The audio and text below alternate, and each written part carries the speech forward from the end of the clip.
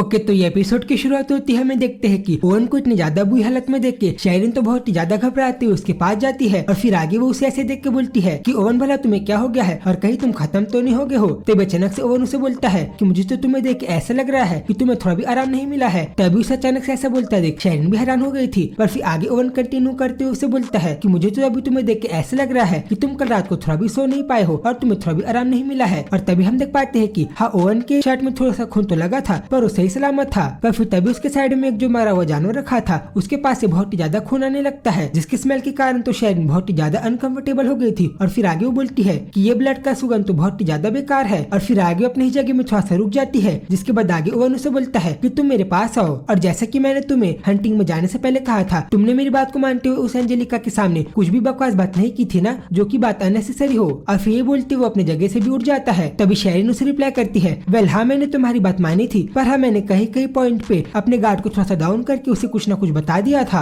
और तभी हम शेरिन और ओवन को एक दूसरे के पास देखते हैं। तभी उसकी इसी बात को सुन के ओवन थोड़ा सा स्माइल करता है और फिर आगे वो वही साइड में रखे हुए चाकू को उठा के अचानक से वहाँ पे जो मरा हुआ जानवर रखा था वो उसके ऊपर बहुत ही ज्यादा स्टाइल से एक अलग ही टाइप से उस चाकू को चलाने लग जाता है उसके पूरे शरीर में, जो कि हम बहुत ही ज्यादा अच्छे से फोटो में देख पा रहे थे कि ओवन कितने ज्यादा अच्छे तरीके से उस चाकू का यूज करके उस जानवर के ऊपर हमला कर रहा था। और तभी उसे ये सब करता हुआ देख शेरिन तो पहले से भी ज्यादा अनकंफर्टेबल हो गई थी और उसने तो अपने हाथ को अपने फेस में भी रख लिया था। तभी आगे ओवन उसे बताता है कि मेरे फादर की एक हॉबी थी कि वो एनिमल की स्किन को बिना डैमेज किए उसके पूरे टेक्सचर को निकाल देते थे, और उन्होंने तो मुझे भी फोर्स किया था कि मैं भी उनकी इस हॉबी को लर्न करूं, और वो तो ये भी चाहते थे कि मैं उनकी हॉबी को उनके ग्रैंड चिल्ड्रन को भी सिखाऊं। और फिर आगे कंटिन्यू करते उसे बोलता है कि तुम्हें पता है, जब मैं किरिल के साथ हंटिंग में गया था तब हम दोनों ने गेम को खेला था, जिस गेम के अंदर हम लोग ये देख रहे थे कि भला हम दोनों में से कौन बिना अपने आप को ज्यादा डैमेज किए वहाँ के सबसे बड़े जानवर को पकड़ेगा और उसे हंट करेगा। और जब ऐसा बोल रहा था तभी हम एक पास का सीन देखते हैं जहाँ पर ओवन और किरिल दोनों मिलकर अपने गन का यूज करके एक फॉक्स को मार रहे थे, जिसके बाद अगले सेकंड फॉक्स खत्म भी हो जाता है। और फिर आगे ओवन बोलता है कि हमने तो इतने बड़े फॉक्स को बिना अपने आप को डैमेज किए बहुत ही ज्यादा अच्छे से मार दिया, जो कि बहुत ही ज्यादा अच्छी बात है। और फिर उसे यही बात को बताते हुए उसे बोलता है कि शेरिन, जिसपे वो बोलती है हाँ ओवन बोलो, जिसपे वो हड़बड़ाते हो यस बोल के रिप्लाई करती है। और फिर आगे वो उसे बोलता है कि ये चीज कुछ ज्यादा स्ट्रेंज नहीं है कि पहले तो तुम इन सारी चीजों को देख के बहुत ही ज्यादा अनकंफर्टेबल हो जाती थी और तुम थोड़ा सा हड़बड़ा भी जाती थी, पर आज तो मुझे तुम्हें देख के ऐसा बिल्कुल भी नहीं लग रहा है कि तुम पहले की तरह हो। और फिर यही बोलते हुए ओवन अपने उस शर्ट को जिसमें खून लगा था उसको एकदम जल्दी से उतार के फेंक देता है, जिसके बाद अगले ही सीन में हम ओवन को विदाउट शर्ट देखते हैं और शेरिन तो उसे देख के हड़बड़ा भी गई थी। और फिर आगे शेरिन को बोलता है कि तुम जरा थोड़ा मेरे और ज्यादा पास आओ। तभी उसके मुंह से ये सुन के पहले तो शेरिन थोड़ा सा शांत रहती है और फिर अगले सेकंड उसकी बात को मानते हुए उसकी थोड़ा सा पास चले जाती है, जिसके बाद आगे उसे ऐसा करता हुआ देख के पहले तो ओवन भी शांत हो जाता है। और फिर आगे वो उसे बोलती है कि मेरे कजन्स ने भी तुम्हारी जैसे ही लाइफ को जिया था, जो कि थोड़ी सी फेमिलियर है। और फिर आगे वो उसके पास आके थोड़ा सा शर्माने भी लग जाती है, जिसके बाद आगे ओवन उसे बोलता है कि तुम्हें पता है मेरे कजन ने भी ऐसी फेमिलियर लाइफ को जिया था जो कि इसी की तरह थी, और तुम्हें पता है वो तो एक बहुत ही ज्यादा बड़े वॉल के ऊपर खड़ा रहता था, जिस वॉल की ऊंचाइयों को उसने दूसरे लोगों को हरा कर उन्हें खत्म करके हासिल किया है। और इन्हीं सारी चीजों को देख कर मुझे ऐसा लग रहा था कि वो कोई वियर्डो है, पर अब जब मैं उसके साथ थोड़ा टाइम रह चुका हूँ तब नहीं पता क्यों, जो कि ऑड बात है, पर मैं उसे थोड़ा सा समझने लग गया हूँ कि भला वो ऐसा क्यों करता था। और फिर ये बोलते हुए शेरिन को उसके फेस में भी पकड़ लेता है, जिस चीज के कारण तो शेरिन कंफ्यूज भी हो जाती है कि भला वो ऐसा क्यों कर रहा है। तभी आगे ओवन बिना कुछ सोचे समझे अचानक से शेरिन के हाथ को पकड़ता है और फिर उसे अपने से और भी ज्यादा पास लाके वहाँ पास में रखे शावर के नल को चालू कर देता है, जिसके बाद अगले सेकंड हमें देखते हैं कि ओवन तो उस पानी में नहाने लग गया था और हाँ, वो शेरिन को भिगा तो नहीं रहा था, पर उसने शेरिन को अपने पास ला लिया था। तभी इन सारी चीजों को देख के शेरिन भी हड़बड़ाते उसे बोलती है कि ओवन तुम भला सब क्या कर रहे हो। तभी अगली सेकंड ओवन उस पानी को अपने हाथ में भी डाल देता है, जिसके बाद इसी चीज को देख के शेरिन अपने मन में बोलती है कि अभी तो इसका हाथ कुछ ज्यादा ही कोल्ड है, जिसके बाद ओवन उसके हाथ को छोड़ देता है और फिर अगले ही सेकंड वो थोड़ा सा उस पानी का यूज करके नहाने भी लग जाता है, जैसे कि वो अपने आप को साफ करना चाहता हो उन सारे ब्लड के स्मेल से जिससे शेरिन को नफरत है। और तभी वो शेरिन को थोड़ा सा साइड में देख के अपने मन में बोलता है कि अभी राइट नाउ तो मैं अपने कजन की तरह ही बिहेव कर रहा हूँ, जिसके ऊपर मैं थोड़ा टाइम पहले लुक डाउन करता था,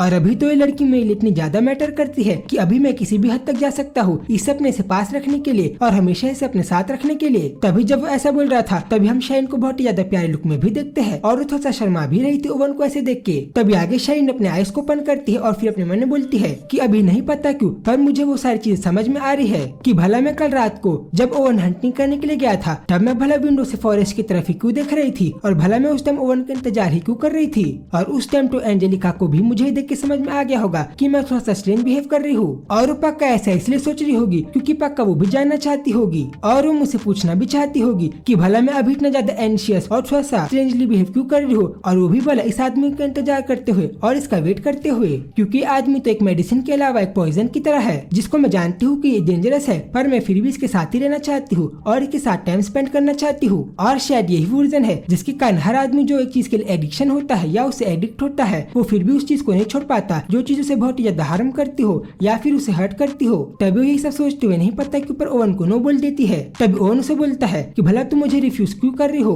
और अगर तुम बाय चांस चाहती हो कि मैं तुम्हारे साथ वही सारी चीजें करूँ जो मैंने तुम्हारे साथ थोड़ा टाइम पहले किया था तो तुम अपने मुंह से उस चीज को बोल सकती हो। और ये चीज को वो शैन के थोड़ा सा पास आके बोल रहा था, बिल्कुल वैसे ही नहाते हुए, वो भी पूरा पानी में भीगा हुआ। और फिर आगे वो शैन से पूछता है कि भला मैं तुम्हारे आंखों में कैसा दिखाई देता हूँ, और अभी तो तुम मुझे बहुत ही ज्यादा डेस्परेट दिख रही हो, और मुझे तो अभी तुम्हें देख के ऐसे लग रहा है कि तुम अपने मन से बहुत ही ज्यादा मर रही हो और तुम चाहती हो कि मैं तुम्हें वैसे ही क्रेजी बनाऊं जैसे तुम पहले बन गई थी। जिसके बाद उसकी ये सारी बातों को सुन के शेरिन उसे तुरंत बोलती है कि नहीं ऐसा कुछ भी नहीं है, और मैं ऐसा इसलिए बिहेव कर रही हूँ क्योंकि मैं अभी सोने जाना चाहती हूँ, क्योंकि मैं अभी थोड़ा सा सोने जाना चाहती हूँ। और इसी टाइम हम वो दोनों को एक बड़े लुक में भी देखते हैं। तभी इस चीज के रिप्लाई में ओवन उसे बोलता है अच्छा ऐसा है क्या, और फिर नहीं पता क्यों वो अचानक से शैन को कहीं पे टच करके उसे बोलता है कि तो फिर क्या तुम्हें यहाँ पे इचिंग हो रही है या फिर तुम्हें इधर पे जलन हो रही है। तभी उसे ये सब करते हुआ देख के शैन थोड़ा सा हड़बड़ा जाती है कि भला वो ये सब क्यों कर रहा है, और फिर आगे उसे बोलती है नहीं ऐसा कुछ भी नहीं है। तभी वो उसकी बात को मानते हुए बोलता है अच्छा ऐसा है क्या, तो फिर क्या मैं तुम्हारे साथ ये सारी चीजें बार बार कर सकता हूँ। और फिर यही बोलते हुए वो शैन से और भी बात करने लग जाता है जिस चीज को हम फोटो में भी देख सकते हैं। और फिर आगे शैन के साथ ऐसे ही बिहेव करते हुए उसे बोलता है कि अभी तो तुम मुझसे इतने ज्यादा पीटी तरीके से बात कर रही हो तो फिर कहीं तुम ये तो नहीं चाहती कि मैं तुम्हारे साथ वही सारी चीजें करूँ जो कि मैंने तुम्हारे साथ पहले भी किया था। जिसके बाद उसकी इन सारी बातों को सुन के शैन तो थोड़ा सा शांत भी हो जाती है, और फिर आगे अपने मन में बोलती है कि अभी तो ये आदमी ने शावर लिया है जिसके कारण मुझे थोड़ा सा कोल्ड दिखाई दे रहा है, पर जब मैं इसे टच कर रही हूँ तब तो मुझे ऐसा लग रहा है कि ये अंदर से पूरा ही हॉट हो चुका है जैसे कि उसकी बॉडी हॉट हो गई हो। और फिर यही बोलते हुए शेरिन ओवन को उसके बॉडी में टच करने भी लग जाती है। और फिर आगे बोलती है कि अभी तो मुझे इसे टच करके ऐसा लग रहा है कि अगर मैं इसे ज्यादा टच करूंगी तो ये पूरा मेल्ट हो जाएगा। तभी उसे ये सब बोलता हुआ देख के और ऐसा करता हुआ देख के अगली सेकंड ओवन उसके हाथ को हटा देता है, और फिर अचानक से वो शेरिन के ऊपर वाले शर्ट को ही निकाल देता है जिस चीज के कारण शेरिन उसे अनकंफर्टेबल तो हो गई थी, पर फिर अगली सेकंड हम देखते हैं कि ओवन तो पसीने में पूरा भीग गया था और हमें शेरिन बहुत ही ज्यादा प्यार लुक में भी दिखाई देती है जो कि हम बहुत ही ज्यादा प्यार से फोटो में भी देख सकते हैं। और फिर अगली सेकंड ओवन शेरिन को कहीं पे टच करने लग जाता है जिस चीज के कारण शेरिन अनकंफर्टेबल तो हो जाती है पर उसे ज्यादा कुछ नहीं बोलती और प्यार से बिहेव करने लग जाती है। और फिर अगली सेकंड हम शेरिन और ओवन को एक दूसरे के बहुत ही ज्यादा पास देखते हैं जो चीज देखने में बहुत ही ज्यादा प्यारी भी लग रही थी। तभी आगे शेरिन ओवन को बोलती है नहीं ओवन तुम ऐसा मत करो और तुम थोड़ा सा वेट करो,